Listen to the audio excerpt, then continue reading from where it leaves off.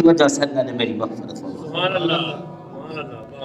ادب کی وجہ سے اللہ نے میری مغفرت فرما دی۔ یعنی یہ وہ ہستیاں ہیں کہ ان کے پاس ایک لمحہ کے لیے بیٹھنا 100 سال کی عبادت سے بہتر ہے۔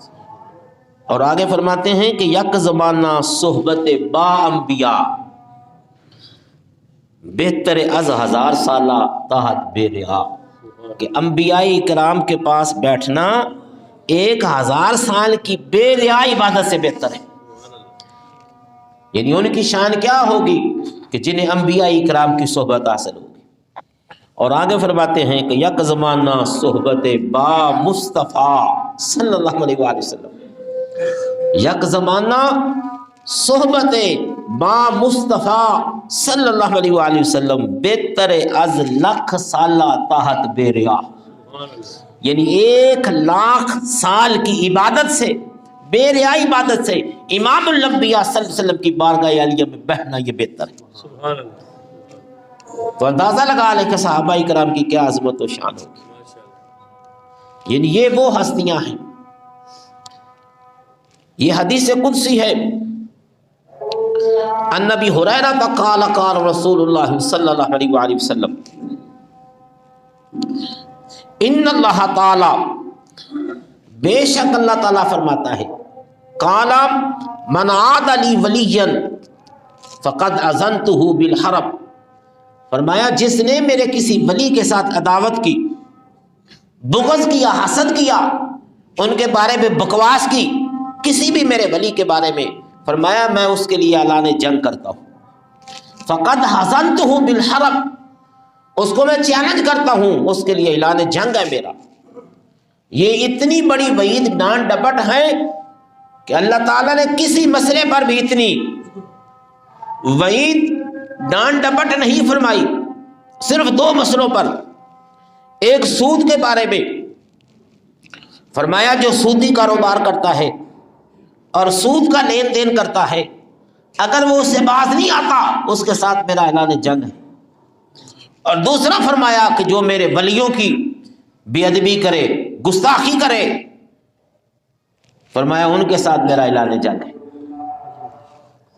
یہ حدیث قدسی ہے، اللہ تعالیٰ فرما رہا ہے کہ یہ وہ ہستیاں ہیں کہ جن کے ساتھ اللہ تعالیٰ اتنی محبت اور پیار فرماتا ہے۔ آگے فرمایا وَمَا تَقَرَّبَ إِلَيَّ عَبْدِي بِشَيْءٍ، کوئی ایسی چیز نہیں ہے جس کے ذریعے کوئی بندہ میرا قرب حاصل کرے، احب الیہ مما افترضت علیہ، سوائے فرض عبادت کے، یعنی فرض عبادت کے علاوہ کوئی بھی ایسی چیز نہیں ہے کہ جس کے ذریعے سے بندہ میرا قرب حاصل کر سکے۔ یعنی اگر اللہ تعالیٰ کا قرب، اللہ تعالیٰ کی معیت حاصل کرنی ہے تو اس کے لیے فرض پر عمل کرنا پڑے گا، فرائض پر۔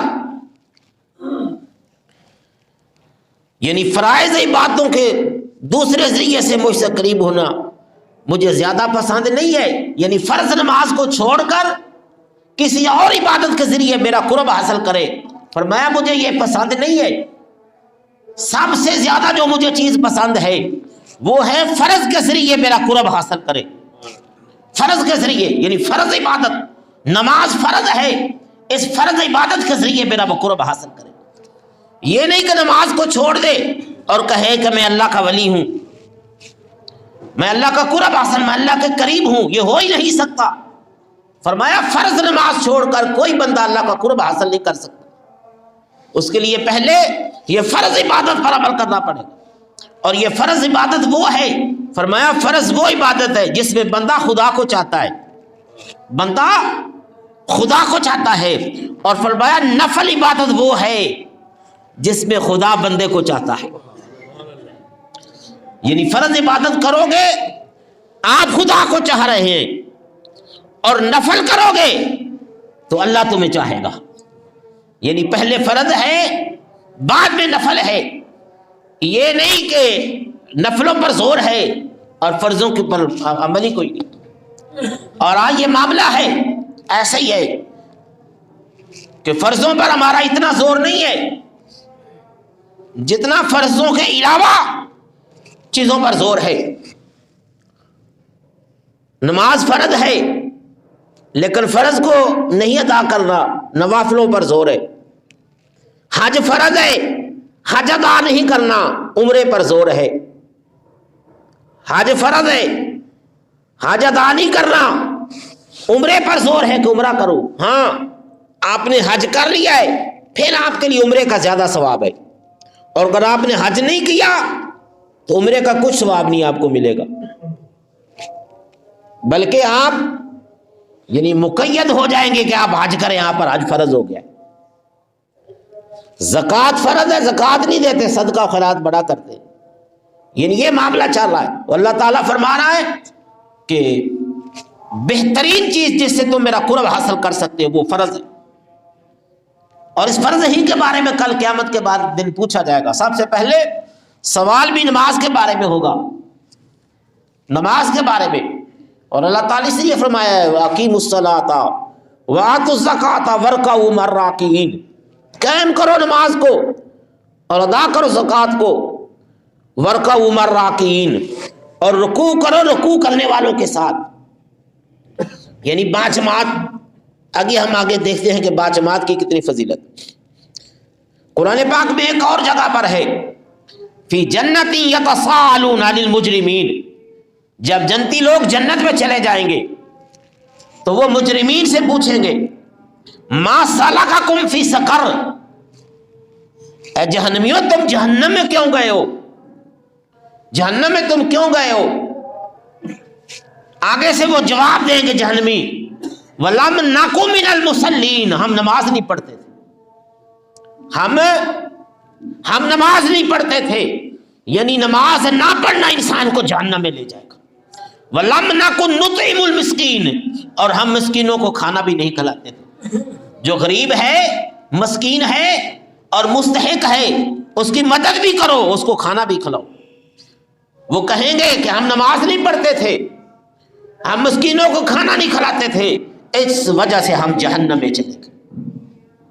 تو نماز نہ پڑھنا انسان کو جہنم میں لے جائے گا. اس لیے اس نماز کے بارے میں قطعاً کوتاہی نہیں کرنی چاہیے.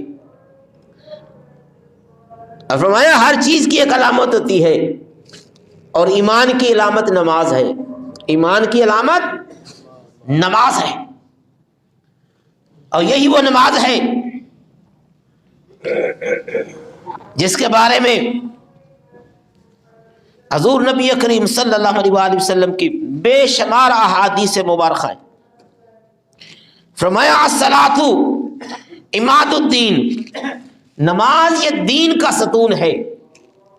من اقامہا اقام الدین، جس نے اس نماز کو قائم کیا اس نے دین کو قائم کیا. ومن ہدمہا ہدم الدین، اور جس نے اس نماز کو چھوڑ دیا اس نے اپنے دین کو چھوڑ دیا، اس نے اپنے دین کو چھوڑ دیا. اور فرمایا کافر اور مسلمان کے درمیان فرق ہی یہی ہے نماز کا. ظاہر ہے وہ منکر ہے اور جو مسلمان ہے وہ نماز. یہ وہ نماز جس کی جماعت کے بارے میں فرمایا کہ جماعت یہ سنت موقدہ ہے. جماعت کے ساتھ نماز پڑھنا یہ سنت موقدہ ہے اور یہ واجب کے قریب ہے، واجب کے قریب ہے. اگرچہ کچھ صورتوں میں معافی ہے کہ آپ اگر بیمار ہیں مسجد میں نہیں آ سکتے گھر میں پڑھ لیں، آپ کے لیے اجازت ہے. آپ معذور ہیں، معذور ہیں آپ کو اجازت ہے کہ آپ گھر میں پڑھ لیں. کوئی اندھیری ہے، کوئی کسی چیز کا خطرہ ہے، یعنی کچھ صورتوں میں آپ گھر میں نماز پڑھ سکتے ہیں. لیکن اس جماعت کی اتنی اہمیت ہے کہ حضرت عبداللہ ابن مکتوم رضی اللہ تعالیٰ عنہ صحابی رسول اور مؤذن رسول اللہ صلی اللہ علیہ وآلہ وسلم ایک دفعہ عرض کرتے ہیں یا رسول اللہ صلی اللہ علیہ وآلہ وسلم میں نبینا ہوں، بعض اوقات کوئی ایسا آدمی نہیں ہوتا کہ جو مجھے مسجد میں لے آئے. ہاں اگر ایسا کوئی معاملہ آ جائے تو کیا میرے لیے رخصت ہے کہ میں گھر میں نماز پڑھ لوں، گھر میں پڑھ لوں؟ تو پہلے تو آپ نے اجازت دی، پھر آپ نے فرمایا عبداللہ تم اذان کی آواز سنتے ہو تو حضرت عبداللہ عرض کرتے ہیں یا رسول اللہ صلی اللہ علیہ وآلہ وسلم ہاں میں آواز سنتا ہوں. فرمایا پھر مسجد میں آ کر پڑھا کرو, جماعت کے ساتھ پڑھا کرو. اب دیکھو نبی نے کوئی اجازت نہیں ہے اور ہم کو کیسے اجازت ہو سکتی ہے بغیر عذر کے ہم گھروں میں بیٹھے رہے, ہم نماز نہ پڑھے. اور بڑی اس پر فضیلت بھی ہے, وعید ڈانٹ بھی بڑی ہے.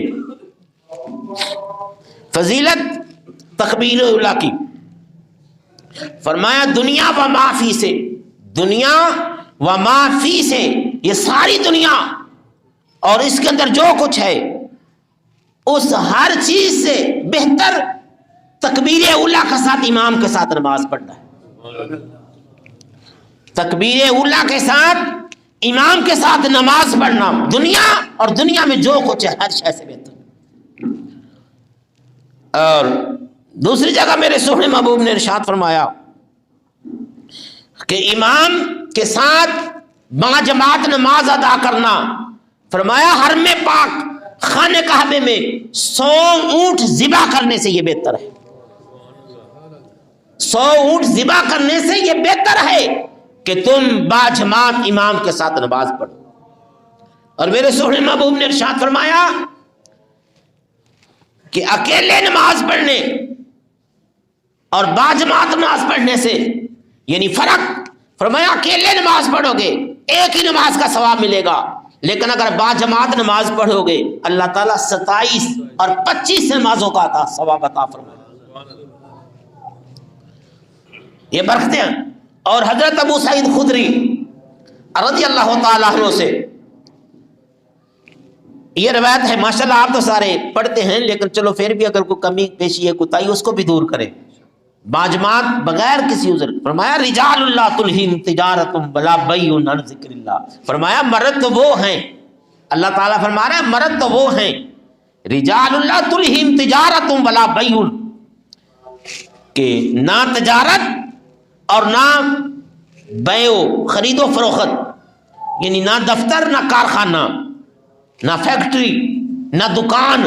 رجال اللہ تلہم تجارت ولا بیع عن ذکر اللہ, کہ جو اللہ کے بندے مرد فرمایا وہ ہیں جنہیں نہ ان کی دکان نہ ان کا دفتر نہ ان کی فیکٹری اللہ کے ذکر سے نہیں روکتی,